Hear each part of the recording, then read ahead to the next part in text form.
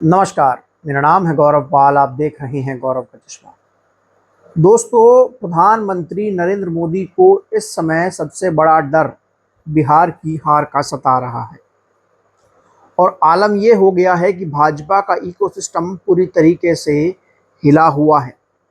और ऐसा इकोसिस्टम अब भाजपा का हिला है कि नरेंद्र मोदी बिहार में मुद्दे को डाइवर्ट कर रहे हैं, मुद्दे को भटका रहे हैं। जी हाँ, और राजनीति में अब अपनी माँ का नाम लेकर आ रहे हैं, अपनी माँ के नाम पर सिंपैथी लेना चाह रहे हैं। हमारा संसार होती है, मां ही हमारा स्वाभिमान हो। मैं आपको पूरी खबर बताऊंगा क्या है, लेकिन उससे पहले आप लोग चैनल सब्सक्राइब कर बेल आइकन दबा दीजिए।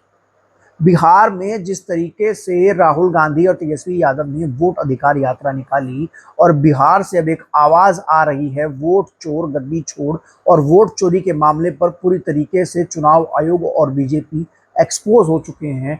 और बीजेपी को वोट चोरी के मुद्दे पर कोई ऐसा मुद्दा नहीं मिल रहा है कि वो कांग्रेस को काउंटर कर सके, और अब तक भाजपा इसका कोई काउंटर नहीं ढूंढ पाई थी। और राहुल गांधी ने वोट अधिकार यात्रा के समापन में एक ऐसा दावा कर दिया जिसके बाद से भाजपा की हालत खराब है।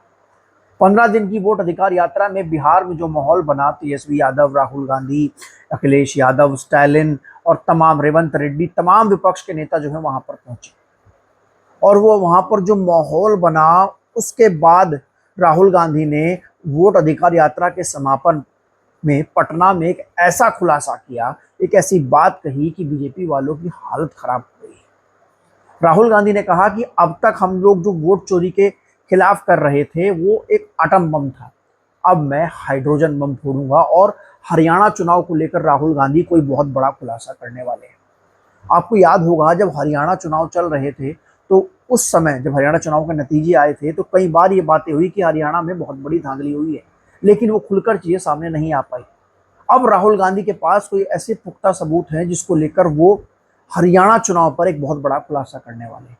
और जिसके बाद जो देश में एक माहौल वोट चोरी के खिलाफ बन रहा है, जो देश के लोग अब सवाल पूछने लगे हैं सरकार से और चुनाव आयोग से कि भैया आप विपक्ष के सवालों पर जवाब क्यों नहीं दे रहे हैं, आप विपक्ष के सवालों पर मुंह क्यों चुरा रहे हैं। विपक्ष देश का विपक्ष है, देश के लोग हैं, पाकिस्तान थोड़ी है जो आप देश के विपक्ष के साथ पाकिस्तान जैसा सलूक कर रहे हैं।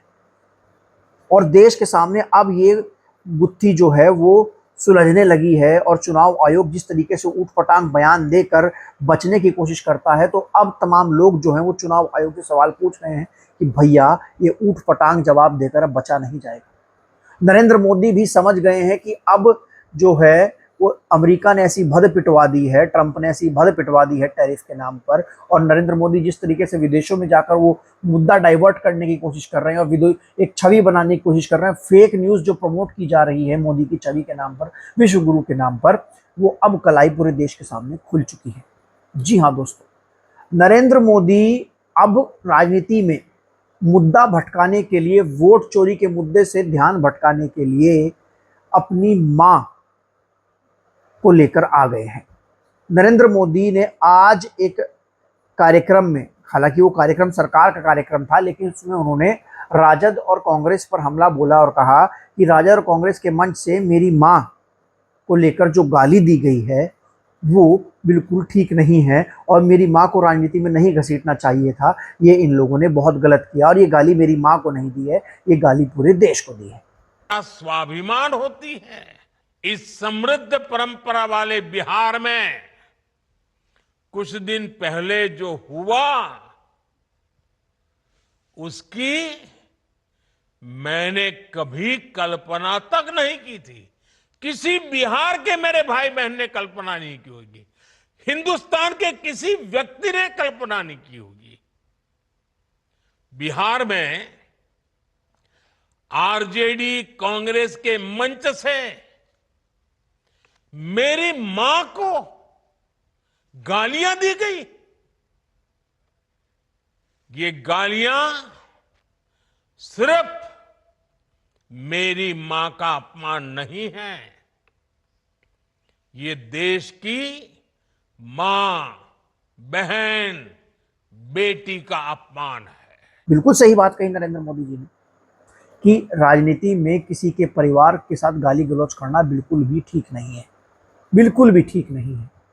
लेकिन राजनीति में सबसे पहले गाली गलौज करना किसने शुरू किया, इस बात का खुलासा किया नेहा सिंह राठौर ने, जो कि एक भोजपुरी गायक है।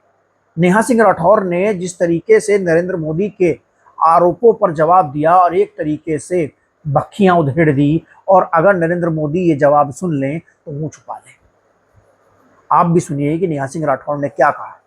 क्या हुआ साहब, आज अपनी माँ की बात आई तो रोना आ रहा है, और जब दूसरों की माँ को जर्सी गाय और 50 करोड़ की गर्लफ्रेंड कह रहे थे तो ठहाके छूट रहे थे।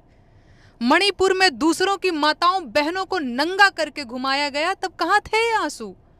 आपके कार्यकर्ता दूसरों की माँ को बार बाला कहते हैं, उनको आपने आज तक कभी नहीं रोका? क्यों नहीं रोका? आपकी पार्टी के लोग मुझे लाखों की संख्या में गालियां देते हैं।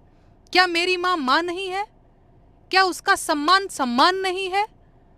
क्या मैं देश की बेटी नहीं हूं? आप प्रधानमंत्री हैं तो क्या आपकी माँ का सम्मान दूसरे देशवासियों की माँ के सम्मान से ज्यादा बड़ा हो गया? अरे ये जो फसल आज आप काट रहे हैं, इसके बीज आपने ही बोए थे।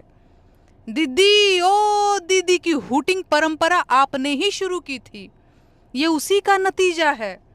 तो रोना धोना बंद कीजिए और अपना गिरेबान झांकिए। देशवासियों को मूर्ख समझना बंद कीजिए। आपके मन में महिलाओं के लिए कितना सम्मान है ये पूरा देश जानता है, तो मेरा मुंह मत खुलवाइए। आप खुद दूसरों की माँ बहन का कितना सम्मान करते हैं, बोलिए, जवाब दीजिए। देश की जनता ने घड़ियाली आंसुओं पर वोट देना बंद कर दिया है। जनता खूब समझ रही है कि आपके ये आंसू वोट चोरी पकड़े जाने के डर से निकल रहे हैं। माताओं बहनों के सम्मान की इतनी ही फिक्र होती तो अमेरिका के एक धमकी पर आप सीज फायर करवाकर भारत माता का अपमान कभी नहीं करते।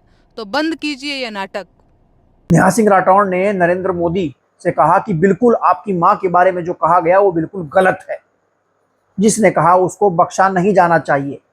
लेकिन राजनीति में ये गाली का चलन किसने शुरू किया, किसने शुरू किया?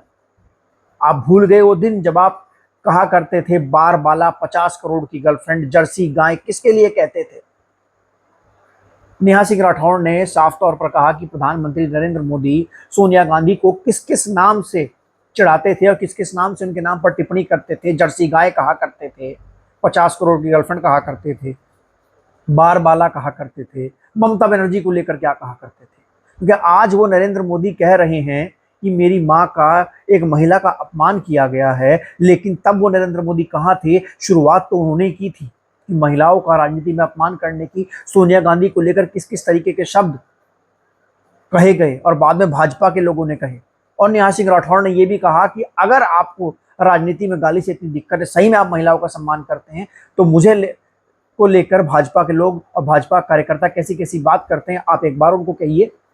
तो नरेंद्र मोदी ने कोशिश तो की थी यहाँ पर कि वो अपनी माँ को बीच में लाकर ये जो वोट चोरी का मुद्दा है, इससे मुद्दा भटकाकर दूसरी ओर डाइवर्ट करने की, राजनीति में को दूसरी ओर ले जाने की, ताकि लोग जो हैं वोट चोरी का मुद्दा भूल जाएं और विपक्ष जो है वो सवाल ना पूछ सके, उल्टा विपक्ष से सवाल पूछ लें लोग कि भैया आपने मोदी जी की माँ के बारे में ऐसा क्यों कहा।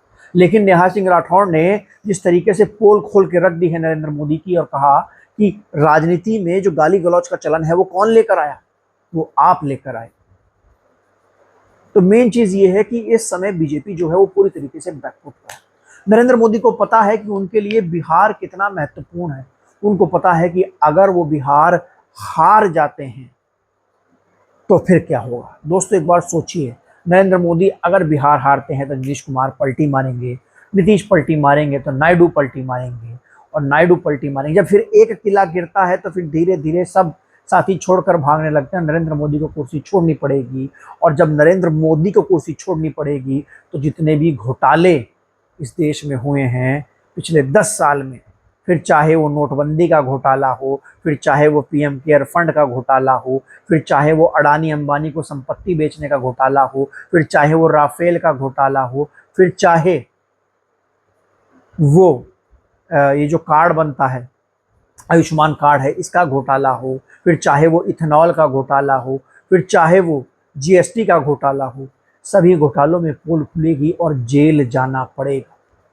जी हाँ, जेल जाना पड़ेगा और फिर उसके बाद असल खेला हो जाएगा।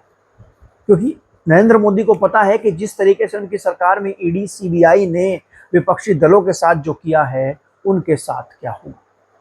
तो मोदी बिल्कुल भी बिहार चुनाव हारना नहीं चाहते और उनको पता है कि वोट चोरी इस समय देश में एक बड़ा मुद्दा बन रहा है।